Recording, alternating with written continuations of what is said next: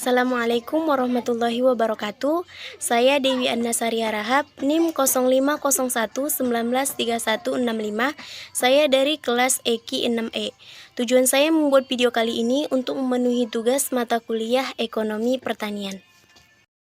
Di pertemuan kali ini saya akan menjelaskan mengenai siklus circular flow diagram atau CPD.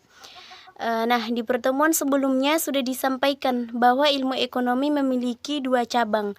Yang pertama, ilmu ekonomi mikro, dan yang kedua, ilmu ekonomi makro. Untuk ilmu ekonomi mikro, model-model ekonominya itu diarahkan kepada yang namanya circular flow diagram atau CPD, yaitu arus lingkaran ekonomi barang.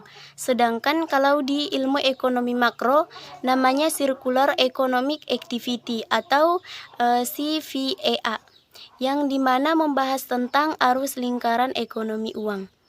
Ilmu ekonomi mikro yang membahas arus lingkaran ekonomi barang terdiri dari dua siklus 8 arah. Sedangkan untuk ekonomi makro memiliki satu siklus 8 arah. Itu nantinya lanjutan dari pembahasan CVD. Di penjelasan kali ini saya hanya menjelaskan tentang siklus circular flow diagram, di mana pada bagian ilmu ekonomi mikro.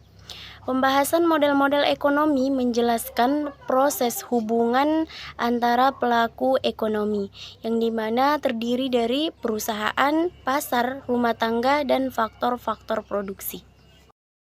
Untuk siklus yang pertama dimulai dari produsen ke pasar, di mana produsen mengirim barang ke pasar karena hanya pasar satu-satunya tempat yang mampu menerima barang dengan jumlah yang banyak. Selanjutnya dari pasar ke rumah tangga, karena satu-satunya alasan pasar dibuat hanya untuk memenuhi kebutuhan rumah tangga tersebut.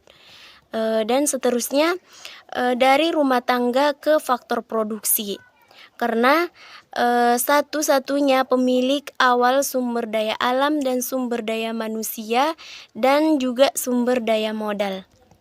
Dan yang terakhir dari faktor produksi kembali ke produsen, di mana karena produsen membutuhkan sumber daya alam untuk membangun pabrik atau usaha guna menghasilkan barang dan butuh sumber daya manusia sebagai karyawan. Selanjutnya untuk siklus yang kedua tetap juga dimulai dari produsen.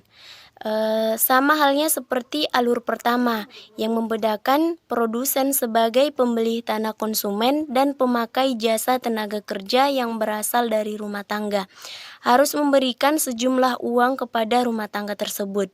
Artinya, perusahaan akan memberikan balas jasa berupa biaya kepada faktor produksi berupa dana pembelian, upah atau gaji, atau pemberian investasi karena perusahaan telah menggunakan faktor-faktor produksi dari sekitar tempat perusahaan memproduksi barang atau jasa. Dan uang yang diperoleh rumah tangga dari hasil penjualan tanah atau upah karena bekerja akan digunakan kembali untuk melakukan transaksi ke pasar dalam bentuk upaya memenuhi kebutuhan ataupun keinginan diri sendiri dan keluarga.